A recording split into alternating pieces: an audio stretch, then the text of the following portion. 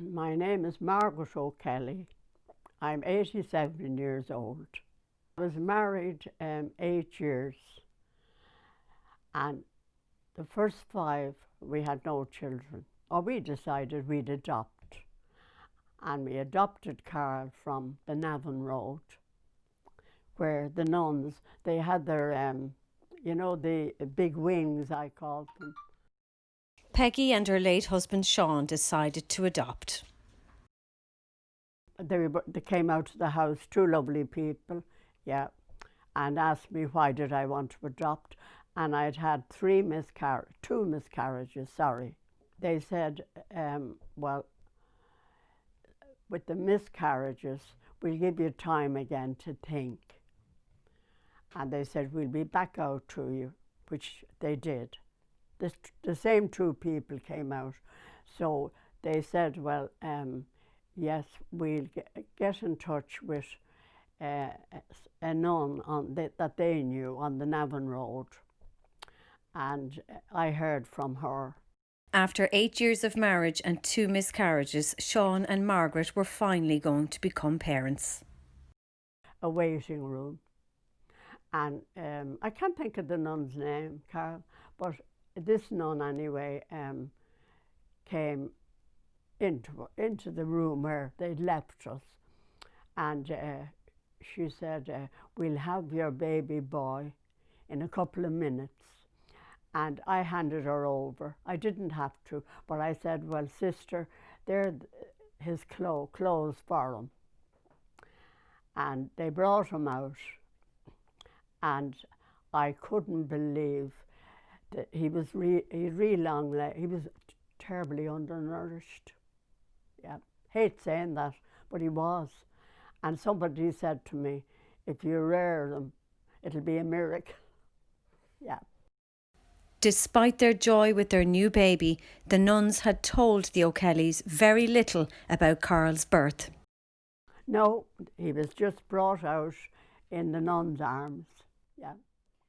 No, just that his mother wasn't able, excuse me, to look after him. Yeah.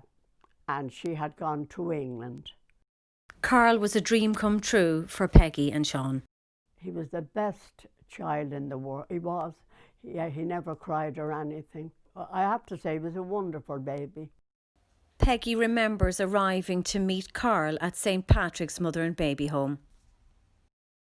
So I remember going in and there was the stairs leading up to the left. And the room, I called it, their sitting room, was to the right. It was a big room, very old-fashioned. Well, it would have been, I'd say, at that time. And for a minute, the nun left the room. She said she'd be back in a minute. I can't think of her name. It could have been Sister Patricia. She left the room and had left the door open. And the next thing, we heard a kind of a noise, and 2 girls were going by, and they were out that way. She shouldn't, like, we weren't supposed to have seen them. Like, you felt so helpless for them, you know. Now, whether they all gave their babies up, I don't know. I wouldn't think so. Peggy remembers how unmarried mothers were treated at the time. It was the biggest shame. Well, I wouldn't consider it a shame, but a lot of people did, yeah. They were looked down on in that era. It was like when you're growing up in a certain time, I don't think that you would expect people to think like the way they did. Yeah. And the reason that I knew, you'd hear mothers like saying about, my mother never did, but you could hear other people and you'd know they were talking about such a person. Yeah. The scandal. It was an awful time for the young girls, they were. Yeah. It's only in recent times that Peggy understands the full extent of how unmarried mothers were treated in places like St Patrick's Mother and Baby Home. The girls, I believe, worked there. The girls, until they had their babies, they worked, and then they left some time after they had their babies. I don't know if they took some of them probably did take the babies with them, but it was a time when you didn't. I can't believe that I lived in an Ireland like it, like we were supposed to be so Christian. After they adopted Karl, his parents realised that there were complications, and after they had him assessed, they were told that Karl had suffered a lack of oxygen to the brain during his complicated birth, meaning that Karl was now going to suffer with special needs. However, Peggy and Sean armed themselves with the best of knowledge, and they thrived in rearing a special needs child. Peggy felt blessed in this situation and felt that God rewarded her. Because I became pregnant within a year of adopting Karl. But you see, my story is peculiar or unreal, kind of. They diagnosed me with 2 wounds.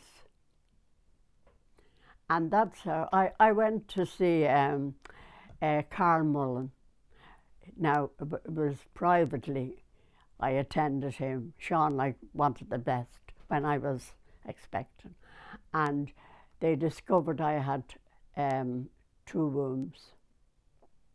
That's how I had the miscarriages.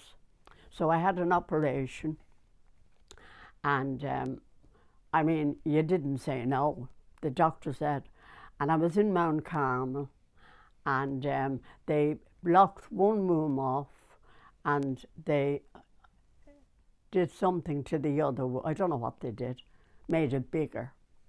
So that's how I had Fergus, was 3 pounds, 10 ounces, and Garrett was 4 pounds, 6.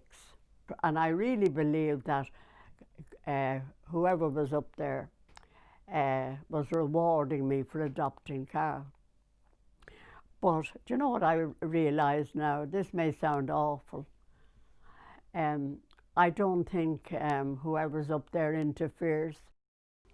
Peggy and Sean were devastated to learn that their 2 boys, Fergus and Garrett, their biological sons, were diagnosed with muscular dystrophy, meaning they wouldn't have a long lifespan. She said, did you notice that they fell a lot? And I said, yes, I did. Well, she said, we'll have them tested. Well, she said, I'll tell you what it's for. Muscular dystrophy, and I'd never heard of it. So they were taken into Harcourt Street, and they did 8 tests on them, and on the 8 tests they discovered muscular dystrophy. Despite being only given a few years to live, both Fergus and Garrett lived on into their 20s. However, Peggy also lost her husband around the same time, and she says only for Karl she doesn't know what she would have done. My name is Peggy O'Kelly. I was born on the 17th of May 1964 up on the Nevin Road in a mother's and baby home called St Patrick's, and I was born on that Sunday at 11:10. My 2 brothers were brilliant. Fergus, he always was into reading and very bright, as Mammy says. Reading, and he loved what was that game, chess. He went to England and he won a kind of a cup for chess. And Garrett, he was into computers.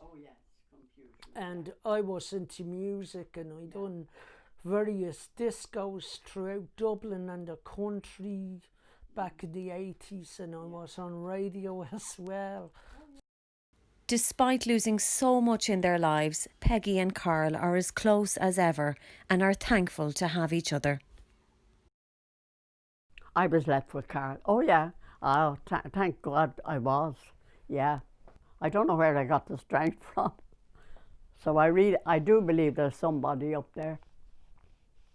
Sean used to say, if I believed the way I told him, which, like, I did tell him that crosses were sent to you, and he used to say, well, Peggy, if that's the God you believe in him, I don't want to know. Sean never believed that crosses were sent to you. Just things happened.